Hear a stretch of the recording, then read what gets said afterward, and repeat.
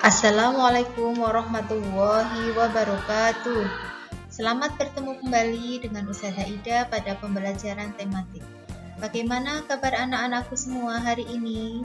Semoga semuanya masih semangat, sehat selalu walaupun kalian masih belajar di rumah masing-masing. Baiklah, untuk hari ini kita akan belajar tema 3, tokoh dan penemuan, subtema 3, ayo menjadi penemu, pembelajaran 1 dan 2. Baiklah, kita awali dulu dengan melafalkan basmalah bersama-sama. Bismillahirrahmanirrahim.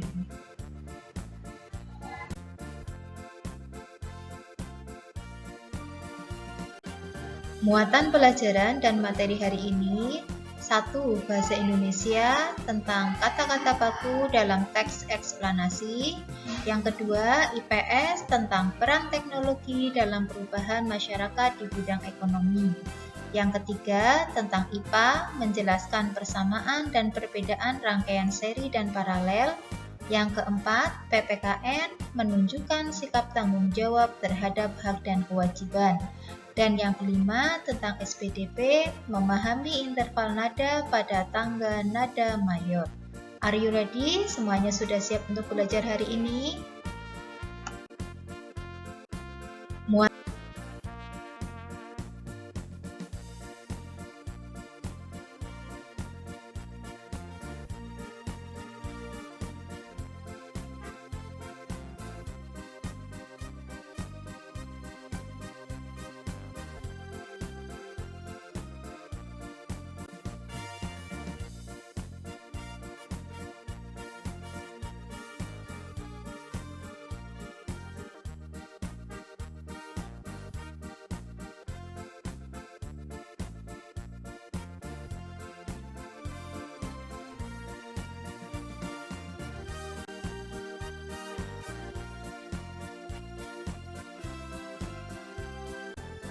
Baiklah, yang pertama kita akan belajar mengenai kosakata baku dan teks eksplanasi.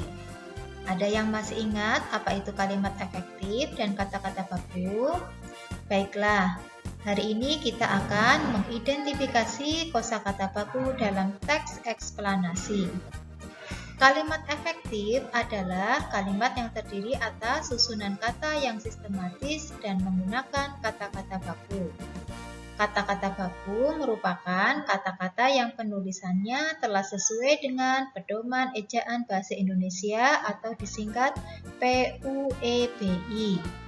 Kata-kata baku ini digunakan pada acara-acara resmi dan penulisan karya ilmiah.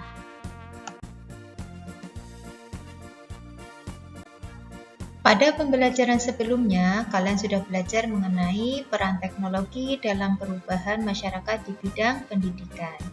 Hari ini kita akan belajar mengenai peran teknologi dalam perubahan masyarakat di bidang ekonomi.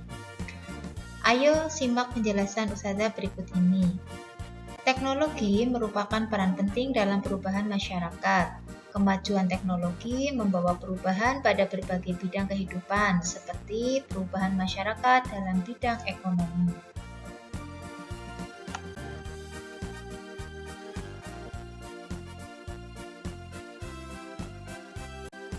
Peran teknologi dalam kegiatan produksi. Contohnya, petani menggunakan traktor untuk menggarap sawah. Pada zaman dahulu, petani untuk menggarap sawah masih menggunakan tenaga hewan seperti tenaga kerbau.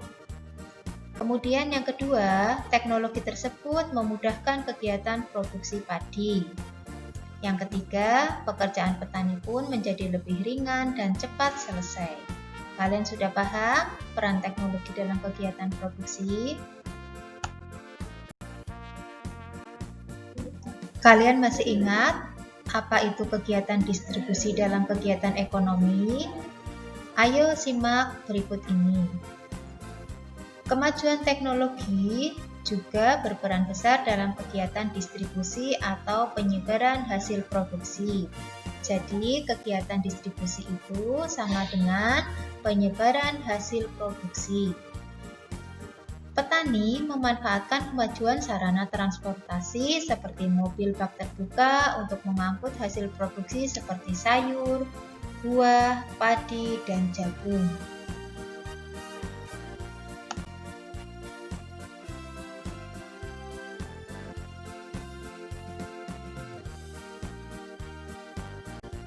Pada pembelajaran sebelumnya, kalian sudah belajar mengenai rangkaian listrik. Ada berapa macam rangkaian listrik? Iya, betul. Rangkaian listrik itu terdiri dari dua macam, yaitu rangkaian seri dan rangkaian paralel. Hari ini kita akan belajar mengenai persamaan dan perbedaan rangkaian seri dan paralel. Ayo kita belajar dulu apa persamaan antara rangkaian seri dan paralel. Tentunya kalian sudah paham ya dengan menggunakan gambar rangkaian seri yang bagaimana, kemudian rangkaian paralel yang bagaimana. Mari kita belajar persamaan antara rangkaian seri dan paralel. Persamaannya adalah 1. Daya dan arus listrik yang dibutuhkan dari kedua jenis rangkaian sama besar. Yang kedua, kedua jenis rangkaian dapat digunakan secara bersama-sama. Yang ketiga, kedua jenis rangkaian memiliki kesamaan hambatan. Hambatan listrik artinya kemampuan benda untuk menahan aliran arus listrik. Demikian tadi persamaan antara rangkaian seri dan paralel.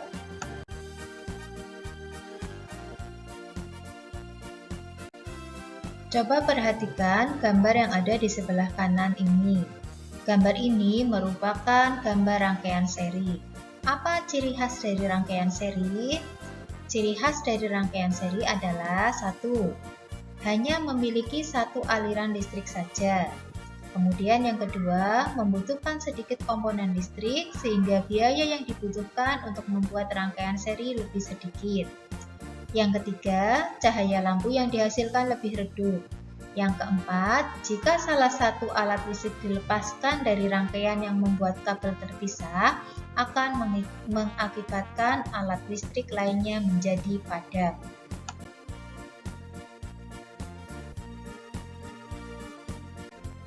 Kemudian, perhatikan gambar yang ada di sebelah kanan ini. Gambar ini merupakan contoh dari rangkaian paralel. Apa ciri khas dari rangkaian paralel? 1.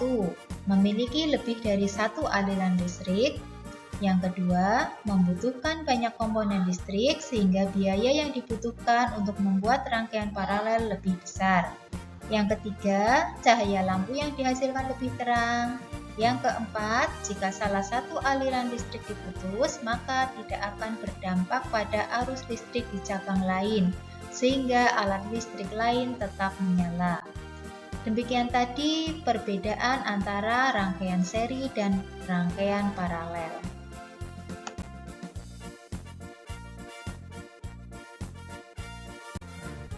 Pada pembelajaran sebelumnya, kalian sudah belajar mengenai apa itu hak dan apa itu kewajiban. Kali ini kita akan belajar menunjukkan sikap tanggung jawab terhadap hak dan kewajiban. Ayo kita ingat kembali apa itu hak, apa itu kewajiban. Hak adalah sesuatu yang diperoleh setiap orang sejak lahir. Kalian bisa menyebutkan hak kalian sebagai anak?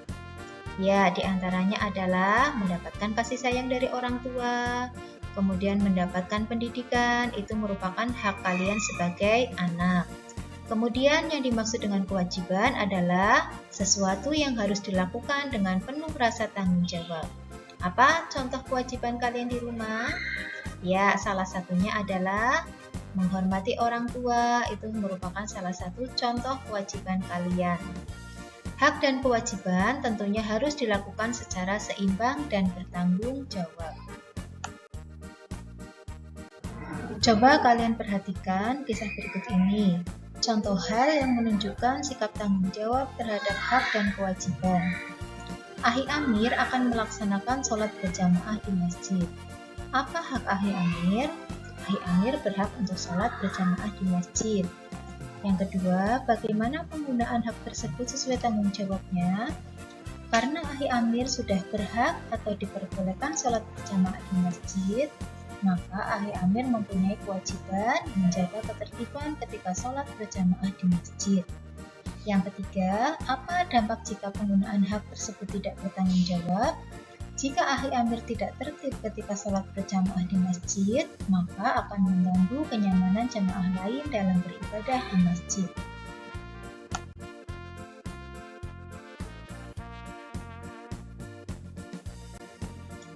Alasan kita harus melaksanakan hak dan kewajiban dengan tanggung jawab antara lain sebagai berikut. Dengan menjaga kebersihan dan dapat hidup di tempat yang bersih, tubuh kita tetap sehat dan dapat melakukan segala aktivitas dengan nyaman. Yang kedua, dengan belajar sungguh-sungguh sehingga mendapat nilai bagus, kita juga dapat meraih cita-cita yang kita inginkan.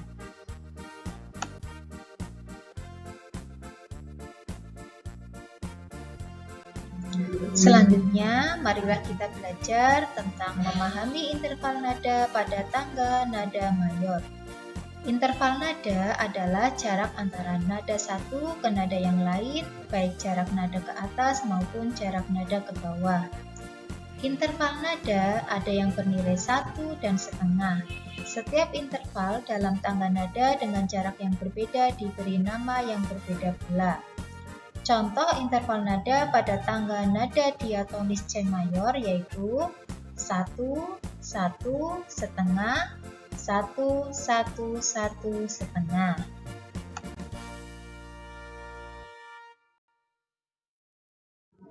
Ayo perhatikan contoh urutan tangga nada diatonis mayor dan interval nada berikut. Nada yang memiliki jarak satu nada yaitu C ke D ke E, F ke G, G ke A, dan A ke B. Nada yang berjarak setengah yaitu E ke F dan B ke C. Nada yang berjarak 1,5 nada contohnya D ke F, E ke G, dan A ke C. Bagaimana? Kalian sudah paham semua?